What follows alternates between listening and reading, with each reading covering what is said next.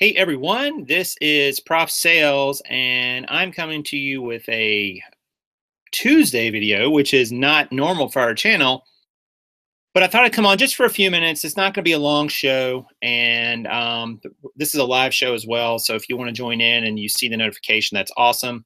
But if not, you can watch this afterwards because it's definitely content that a lot of people have been asking me about, asking me for as of late. So I definitely wanted to share a little bit of info that I've been thinking about with inventory because I got this question.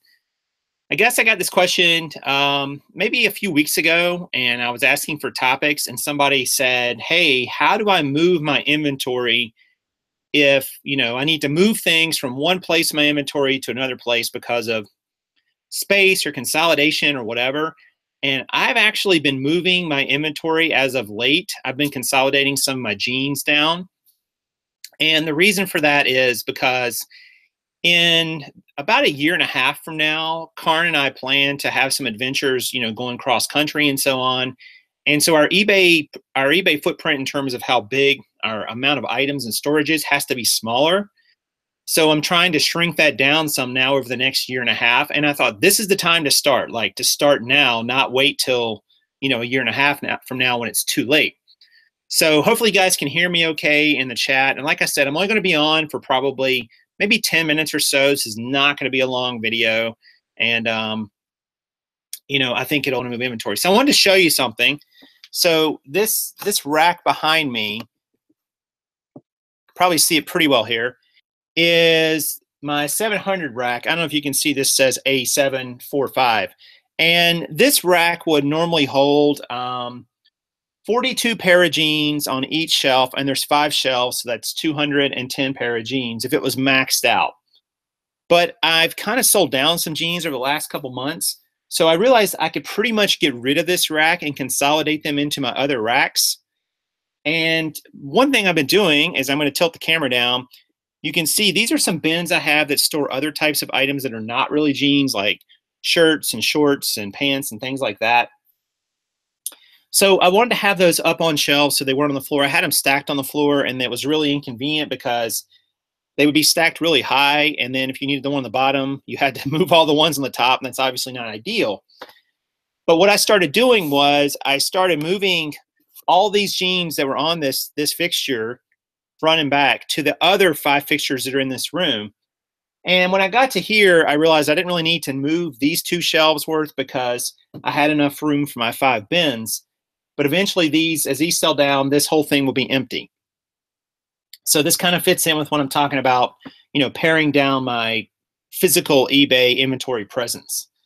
Now, you might be saying to yourself, all right, so Prof, you're going to move all this inventory, but how do you keep it straight? And that took a little bit of thought. I don't know what your particular inventory system is, but let me show you. This is a pair of Big Star jeans. And you can probably see there that the number of these is 4670 and A744. So that's item number 4670, and this is shelf A4 or A744. So that's the location, that's the item number. So if I want to move this pair of jeans and I need to move it over to another fixture, I got a couple challenges with that. And here's the challenges. First of all, in my spreadsheet, line number 4670 has, this inventory location beside it. So I've got it tracked there. But on eBay in the custom label SKU field, or else in the title, I have this as printed as well. So if I move this to another location, I would also have to change it in my eBay listing, right? Wrong. Actually, you don't have to. And because to do that is a lot of extra work. Because if you had to go through and find every item on eBay and not only change it in your spreadsheet, but also change where it is on the eBay listing, like whether you record the location, the title, or the custom SKU field, you'd have to change all those too. That's a lot of work. So here's what I did. So I took the spreadsheet, and I'm going to show you what I did. I'm going to do a quick screen share. And this is the brand new spreadsheet, which, by the way, you can still pre-order for a discount. It's in the description of this video, the links to it. And this is what it looks like. And I'm going to show you an item here, item number 4312 here. And that particular item, I've got it highlighted. I'll make it a little bit bigger so you guys can see a little better. That particular item was, let me move this up, was a pair of 7 For All Mankind jeans. And let's scroll across here. Initially, it was in A726 on this fixture behind me. So what I did is I created a whole column here, column K, and I just put a note in there. So when I moved that item, I copied the location, which was right here, right? And I moved it to right here. So I always had kind of a record of it because that's the same location as it shows in eBay.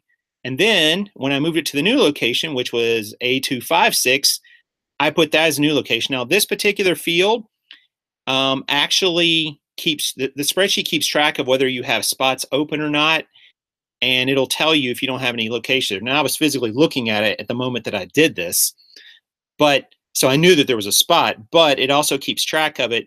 So when I go to pull this item and I sell it, I'm going to see that it has 4312 in the description in the custom SKU field, and I'm also going to see that it was an A726 location. That's going to tell me, hey, A7 is one of those where I've started changing and moving those off of that fixture. So I'm going to go in, I'm going to find my SKU number, 4312, and realize, oh, it's now here in A256. So that's where I will go and find the actual item. So basically, guys, what I did there, and I know it probably seemed more complicated than it really was, is I moved the item and kept track of where originally it was, as well as changed it to where it moved to. That is the key step, because you've come up with some system to track your inventory. I don't know what it is. Like, you've got some system of letters and numbers or fixtures, whatever. And when you move it from that location to a new location, you want to make sure you don't delete that old information, because suppose, you moved it to the wrong spot. That may help you find it on the back end. So if you're tracking where your inventory is on a spreadsheet, for instance, it's really simple. Just go in and create a new column at the end of your columns for your spreadsheet, and take your old location, paste it in there, put your new one where it is now. You could even do that in reverse order if you wanted. That would probably make even more sense in some ways. You could leave the old one where it is currently and just put the new one over to the right. In my situation, I might actually do that. But you want to have both of them, both locations tied to that one item, so that when you do sell it, you'll not only know where it was in your inventory, but now you'll know where it is and you'll be able to go find it. So not as complicated as you think. No need to change it on eBay. That is a very time-consuming process to go into every single listing that you're moving and change the custom SKU field or type in a new location. And plus, you're going to make errors when you do that. If you want to leave your old inventory location somewhere tied to that item, I recommend leaving it tied to it on the spreadsheet, and then putting your new location on the spreadsheet in a separate field, all tied to that one item number. And that way you should be able to find it no matter where it is. And then you can just move until your heart's delight. It's a time-consuming process, guys, to even move. I moved probably about 140 pair of jeans off of this into the other fixtures to start consolidating this down. And as these sell through, I will not put any more in these spots. So eventually this fixture will be open. There's only about another 15 or so left on here, which is not bad. But it definitely took a while to do, and it'll take you a while too. Take your time with it. I like to doing a little bit of it at night. I would come up here and spend like an hour doing it. I think it really only took me about 2 hours to do, honestly. And I'll have to do it again as these other ones sell down and I consolidate down a little bit. I'll have to do this again and start moving these, going from 5 fixtures down to 4 fixtures, down to 3 fixtures. And this is just an all-in idea to be able to, consolidate the inventory as we go into our kind of our life changes a year and a half from now. So Applewood Boutique says just purchased, shows it will be available on 12/15. That's right. It comes out 3 days from now, 12/15. And I'm focusing on new inventory setup next week. Yeah, and the cool thing is whatever system you have, you can copy and paste that in the locations tab. You'll see more about that when it comes out. And you'll be able to set up whatever system you have already. You'll be able to integrate it and just pull it right in and keep using what you already got. So you don't have to reinvent the wheel. So All right, so I hope that was helpful, guys. I said I wasn't going to stay on here long, and I'm not. Leave a question or comment down below. Also, hit the like button, and that would be awesome if you enjoyed this video, and I really appreciate it. And I will see you guys back tomorrow with another show. All right, hope you have a great rest of your day. Take care.